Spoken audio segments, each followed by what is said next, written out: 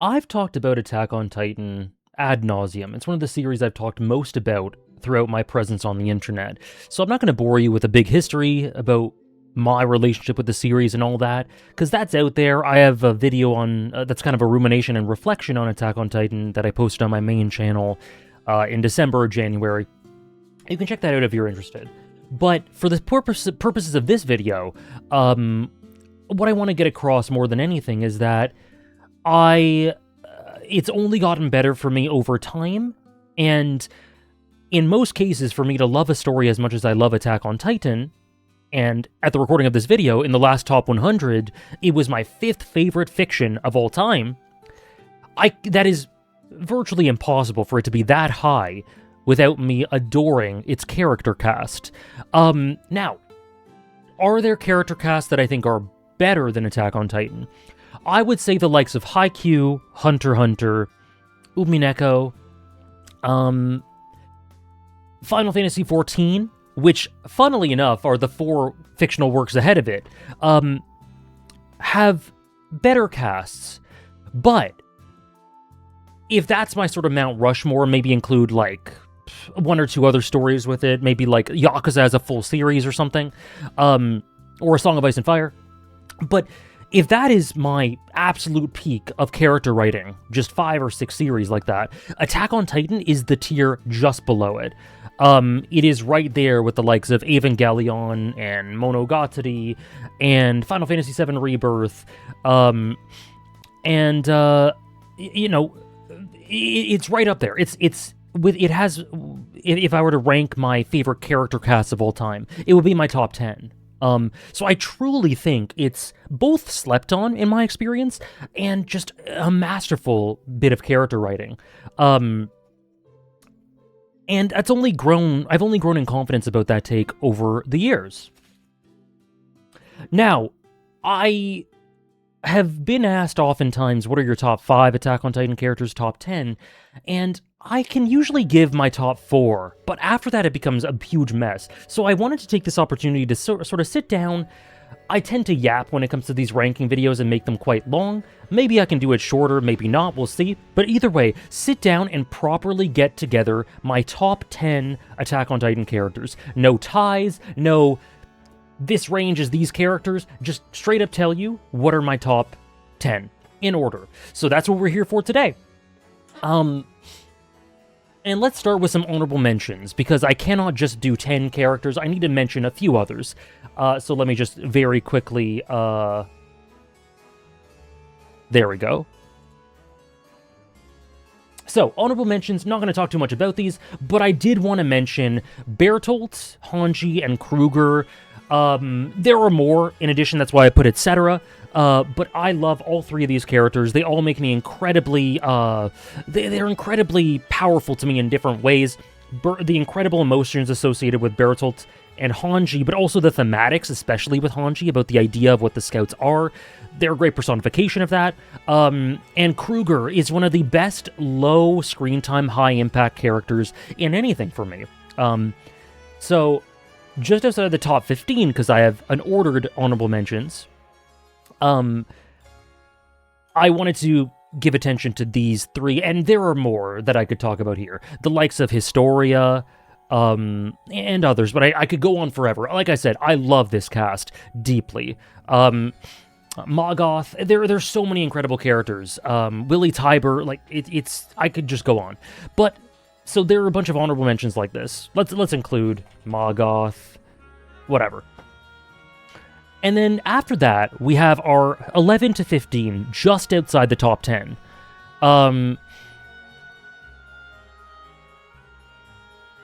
And those are... The order for this is kind of rough, but I did order it. Number 15, Falco. Number 14, Kenny. Number 13, Emir. Emir with the freckles. Emir from the Clash of the Titans arc. And Keith Shottis and Gabby. Falco, I think, is a personification of sort of the hope. A lot of the story sort of delves into the idea of what hope looks like, and trying to strive for that miracle, because it is possible. It's very unlikely, but it is possible, and we just need to find We just need to thread the needle and find the impossible. And a lot of the time, finding the impossible to find this answer to strife and conflict involves people. And if you're looking for a personification of the type of person you need for coexistence in that way, for peace, for compromise, it is someone like Falco. And I think just every facet of his character explores that beautifully. I'm not going to talk about the honorable mentions in great depth. Kenny is absolutely incredible. He is key to everything in the Uprising arc. Love his relationship with Levi, especially love his relationship with Udi. And I think it reflects Eren and Armin's as a dynamic incredibly well. I've talked about that in past videos. Ymir Freckles, I adore her. I made a video about her as well, actually, on the main channel. So you can check that out if you're interested. But up until the end of Clash of the Titans, I think she's one of the top, I don't know, 5 or 6 characters at that point in the story. I think she's incredible with really efficient, great characterization, an awesome backstory, very emotionally presented, especially in the anime with the music and voice acting. Love Ymir.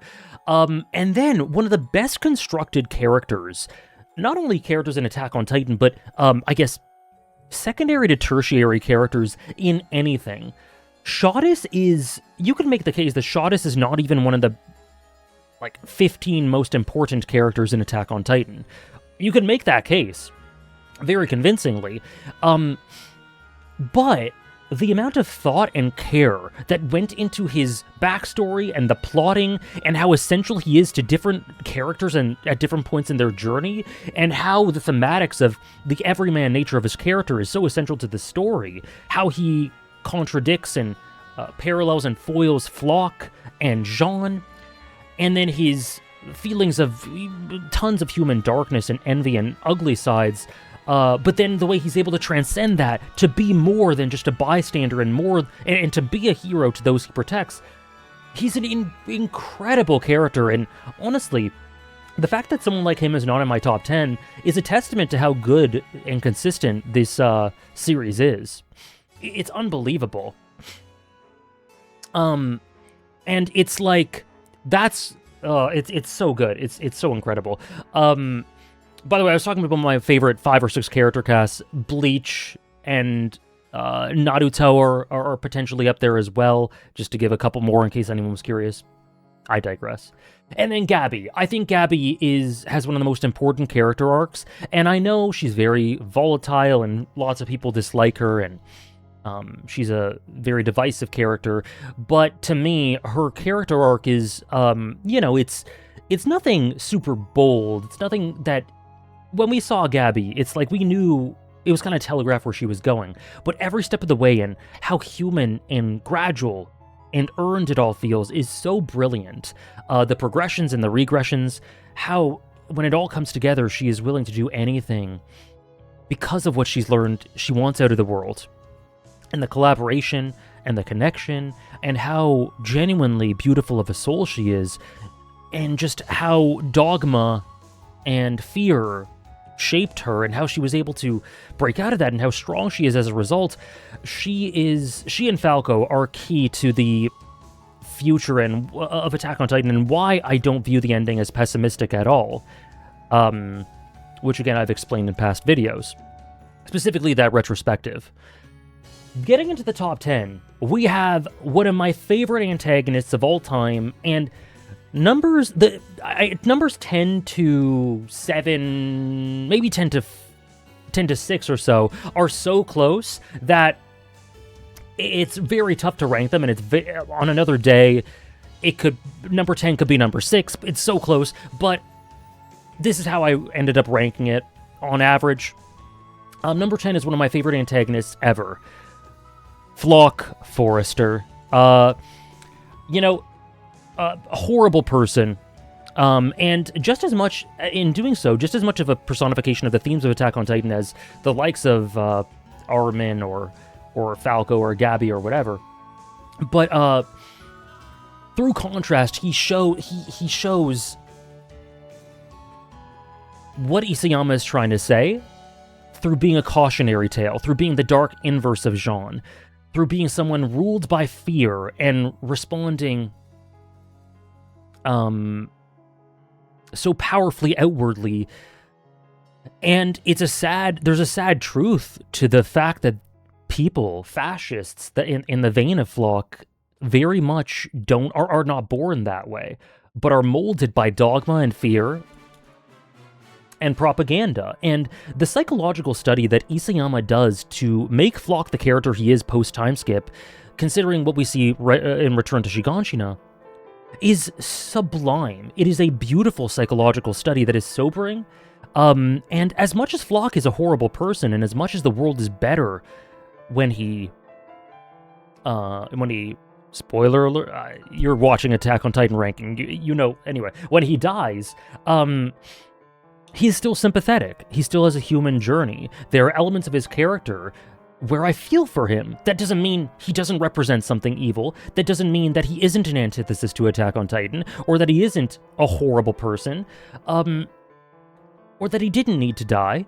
But it's the cause he fights for, the reason he got to that place, the logic he had, how Erwin was a part of that, what he experienced, and it's brilliantly done, and he's a sublime character. Absolutely sublime.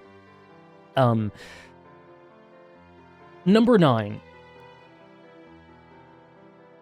Mikasa Ackerman, which is awesome. I'm so glad she's within my top 10 like this, because I used to, for a long time, like Mikasa but not love her. There was usually a gap between my favorite characters and her. She would usually be around my number 20 or so.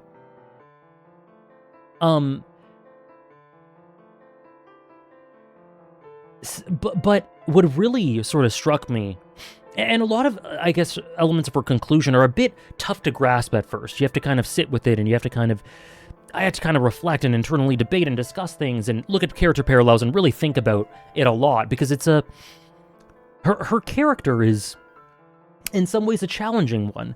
But after lots of time of sitting with it, I think she's an amazing character. I feel so much for her. I really sincerely do.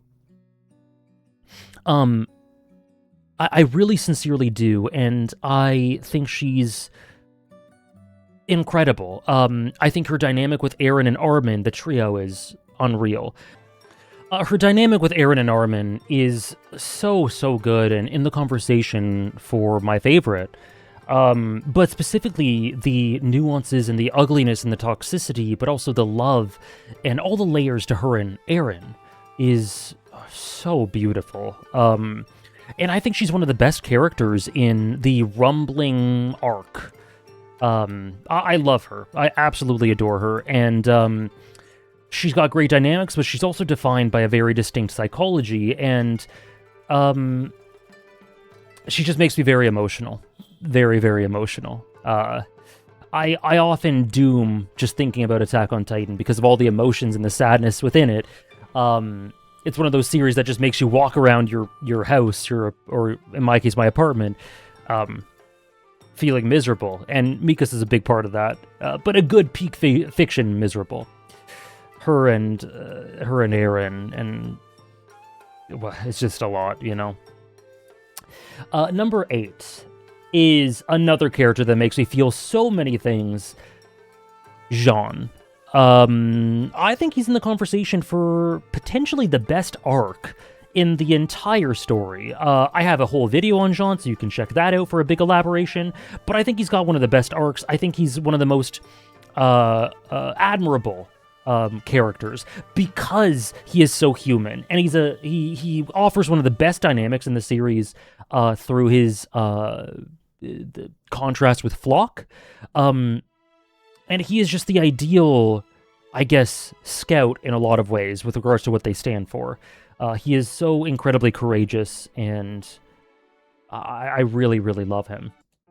And again, it's really tough between 10, 9, 8, 7, and 6. But just about, I think I'd put Reiner at number 7. The parallels with Eren, the declaration of war, all the emotions associated with him, the way he so cruelly in some ways escapes death despite having death wishes throughout moments of his life. Reiner, I think, is just as key to the story as anyone else, and love how he's presented in the anime, love his voice acting, all of that. Lots of great dynamics. The stuff with Bertolt and Marley and everything makes me incredibly, incredibly sad. Even stuff with like Connie and Jean, like little moments in the final episode or movie, whatever you want to call it, where he's reaching out to save Jean, and they look at each other with this tenderness. Same thing with Connie in the plane. Unbelievable. But his dynamic with Eren, and then what really sells Reiner for me is in the Marley arc. There's the moment, like basically throughout the first half of the Marley arc or so, where they really sell how connected he is to the kids, how much he loves Gabby and Falco and Udo and Sophia. The music, it just makes my emotions swell. It makes me tear up. How he's found these kids that he loves so much and would do anything for, and it really that really, the way I reacted to that emotionally, especially in the anime, really showed me how much I care about Reiner. And just by the slightest amount ahead of him, I can't, like by a pixel, is Zeke. Just by a hair. Probably due to the Yeager dynamic and the embrace with Grisha and that final conclusion when Armin is able to break through to him and go and tell him why he missed the forest for the trees. And not only is he able to accept that, because it's very difficult to realize that your whole life has been devoted towards something that you were misled in. So not only does he accept that, but he embraces it. And then at the end of his life, he just takes a deep breath and goes, what a beautiful day. It's a shame I didn't see it sooner, but that's life, I suppose. There's something so special there, so incredibly special. And if we get into the top 5, we have Grisha Yeager. Grisha is everything. Grisha started this story. Grisha has so many incredible dynamics that go in so many different directions. He is core to the plot. He is core to a lot of the engaging mysteries of the story, but he's got such emotional weight as well. The darkness of his relationship with Eren and the additional layers and depth added to him that recontextualize him earlier on in the series. The regrets he has about the way he treats Zeke, and then how that coalesces in the embrace he has with Zeke, the fear he has with Eren, the love even some of the stuff, the uglier sides of him earlier on in his life, all the nuances and the complexities with regards to his relationship with Eren, how he in certain ways reflects elements of characters in the past, in past history. Zeke does the same thing. It's just, Grisha does so much in the story and does all of it masterfully. And so I'd say he's just about in my top 5. But just ahead of him is someone, I think the characters that are ahead of him are ahead of him because I feel a tiny bit more for them than I do for him. And fourth would be Levi. The last bastion of Attack on Titan. The loneliness of strength. The final, I guess, soldier of the troops, who has lost so many people, who has seen such tragedy and devastation, who's experienced such pain, and is still, in spite of everything, able to strive past his loneliness, continue to go for what he believes in, continue to forge connections in spite of everything, and do what he knows is right, and carry on the torch of those who he loved, who passed. I made a video about Levi too. I made a video about Zeke too. Wouldn't you know it? And Flock. So, again, for an elaboration, you can look at those videos. But, my god, he is such an incredible character, and one of my favorite examples of that strength and loneliness of strength. Contextualized beautifully in the setting of Attack on Titan. And, I just think of, in the final, what is essentially one of his finals, his final scene in the present, at least, before we get a bit of a time skip, when he sees Erwin and Hanji, and Mika and everyone, and Petra, and he, oh man, I just started tearing up, man. I just started getting choked up when he, dedicates his heart to them, and he realizes that it wasn't a waste. Their lives were not for waste, were not wasted. They gave their lives for something, and you just see the smallest hint of a tear before the scene cuts. Yeah, Levi's special. And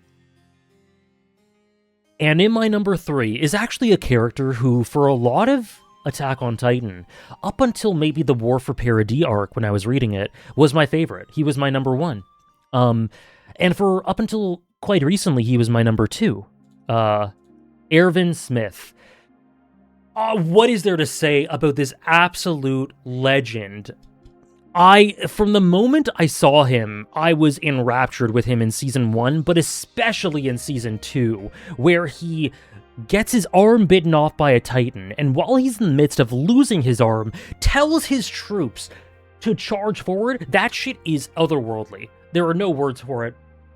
That made me a Erwin lover forever. But that's only, I guess, the outer layer of who he is. What the magic of Erwin is the purity of his dream and how it connects with his upbringing and his father's dream, his need to see what's in the basement and the nuances of that and elements of how human that is and maybe some darknesses of that. And how he ended up being the demon that they needed for that period of history. But due to the very nature of what they required from that demon, it meant that his propaganda, his lies, would go down as his legacy, and they would be misrepresentative of who he really is. Flock is an example of that. The Yeagerists build their motto off of Erwin's propaganda because they didn't understand who he actually was, because Erwin had to lie in order to fool people into dedicating themselves to the causes that they didn't really know what the purposes of them were. We know who Erwin was. We know what he wanted. We know he wouldn't have been able to stand for what the Yeagerists believed in. And Levi and Hanji know that better than anyone. However, his legacy is a dark one.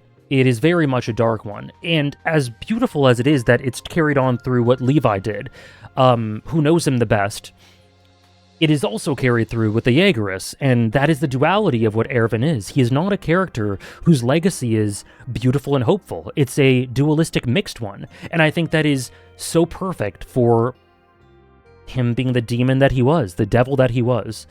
I got a video on him as well. And for ages, because of the pure conviction, the purity of his dream, the layers to him, the moral ambiguity and darknesses and the horrible things he did, but also the emotions at Erwin letting him rest in Midnight Sun. He was my favorite. He's one of my favorite characters of all time, full stop. But he was my number 1 for a long time in Attack on Titan. Now, my number 2 is a relatively recent addition. I guess it's been 2.5 years, which isn't that recent, but up until watching the adaptation for the final arc, or the final bunch of chapters, the adaptation for it, which I think is an incredible adaptation, Armin was around 3 or 4 on my list. Erwin was number 2. But purely through the presentation of Armin in this final adaptation, he became my number 2. He just brute forced himself into it, and a lot of it has to do with me feeling closer to him as a character. Because of me feeling more emotionally tied to him because of the way, essentially, that Marina Inoue performed him. Marina Inoue, my god, Armin throughout the series has acted incredibly, specifically also in Season 1, but my god, when that scene where Armin is just cursing himself for his own weakness, telling himself to get up, crying, saying that he's not good enough, he's not strong enough, that he's an embarrassment, that he shouldn't have been the one chosen, like, throughout all of that, the agonizing screams that Marina Inoue gets out for during that scene, oh my god, I didn't even realize it, but I was bawling watching that. I couldn't believe how... I loved Armin before. This was on another level. And so that emotional connection really helped propel him to my number 2 spot. He's just... He is... If there is a single character who is the answer... What is the answer? Well, part of the Attack on Titan's answer is that there is no answer. But... there is a quest for an answer, and if there's a single character that personifies that, it is Armin. He's the thesis. He's the hope. He's so inherently emotional, just through his conception and his writing and his structure and his role, but man, the presentation really, the voice acting really put him up that extra little bit. And there's a reason that someone like Zeke, who, had spent his entire life brainwashed. And it's not like there wasn't any potential for the world to make him think otherwise. But it took Armin to very simply explain to him the beauty of the little moments in life and why being born, why existence is beautiful, and why it's important to strive for a hope within existence rather than... strive for a life without it. Armin's special. And my number 1 character of all time, well, of all time, in Attack on Titan, but in the conversation, every year, for my favorite character of all time, endlessly complex, endlessly emotional, lots of people have problems with this character, think elements of him are contradictory. I couldn't disagree more. I think Eren is perfect. My number 1 character is Eren Yeager in Attack on Titan. Not just number 1 in Attack on Titan, one of my top 10 or so, 10 to 12 favorite characters of all time, and as a result, always in contention for my favorite character of all time. Endlessly complex, endlessly emotional. He is everything to me. He is the perfect character. He makes me feel so much. He makes me think so much. He is so beautifully presented, so beautifully sad. I doom all the time in despair thinking about him. And there's no number 1 except for him. Like I said, Erwin was my number 1 until War for Parody, but once we hit War for Parody and I realized what was going on with Eren, yeah, it was always going to be him. But it's not like he's not great before that. There isn't a single moment in Attack on Titan where, for me, Eren isn't at least top 5. Maybe even 3. I don't know about that. But yeah, he's my number 1. Anyways, guys, that's my list. My top 10 Attack on Titan characters of all time. I'm glad I finally did this. Feel free to let me know your thoughts on any of the characters, what your ranking is maybe any agreements, disagreements. But that's what I got. This is my take. Thank you so much for watching, and I'll see you in the next one.